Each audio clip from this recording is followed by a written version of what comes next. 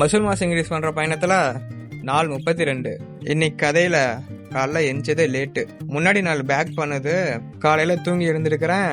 Lower bag பயங்கர pain. அந்த பெயின்ல காலைல பண்ண வேண்டிய ஒர்க் அவுட்டை ஸ்கிப் பண்ணிடலாமானே இருந்தேன்.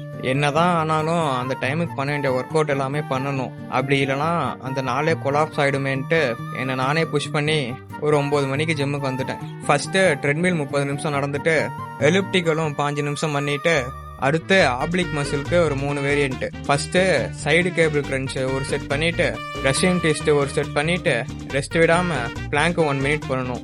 இந்த மாதிரி 3மே சூப்பர் செட்டா 3 செட் முடிச்சுட்டு, ஃபர்ஸ்ட் மீல உள்ள இறக்குனதும் ஆம்ஸ்ட்ரிங்ல ஒரு 3 வேரியன்ட். அது எப்படின்னா ஆப்ஸ் பண்ண மாதிரியே சூப்பர் செட் தான். ஃபர்ஸ்ட் அடக்டர்ஸ் ஒரு செட் பண்ணிட்டு, லெக் கர்ல்ஸ் ஒரு செட் பண்ணதும் ஸ்டிஃப்டு லெக் பண்ணணும். இதையெல்லாம் சூப்பர் செட்டா பண்ணதுனால வீடியோ எதுவும் எடுக்க முடியல.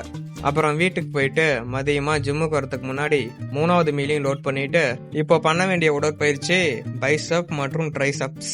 இந்த ஒர்க் அவுட்டை பண்றப்ப மட்டும் டைம் போறதும் தெரியாது, பம்பும் தரமா இருக்கும். ஃபர்ஸ்ட் வேரியண்டா பைசப்க்கு ஸ்டாண்டிங் பார்பிள் கர்ல் 4 செட் பண்ணிட்டு, அடுத்து ட்ரைசப்க்கு இன்க்ளைன் ஸ்கல் கிரஷர் 4 செட் பண்ணிட்டு, அடுத்து இருக்கிற எல்லா வேரியேஷனையும் ஆல்டர்னேட்டிவ் வேரியேஷனா பண்ணி முடிச்சுட்டு, ஃபைனலா ரிவர்ஸ் கர்ல்ஸோட இந்த ஒர்க் அவுட்டை முடிச்சுட்டு 4வது மீலையும் லோட் பண்ணிட்டு, நைட்டு வீட்டுக்கு போறதுக்கு முன்னாடி ட்ரெட்மில் ஒரு 5 நிமிஷம் ரிமைனிங் இருந்தது, அதை பண்ணிட்டு அவ்வளவுதான். இன்னைக்கு பண்ண வேண்டிய எல்லாத்தையுமே பண்ணிட்டேன். அடுத்த நல்லா சந்திப்போம். நன்றி.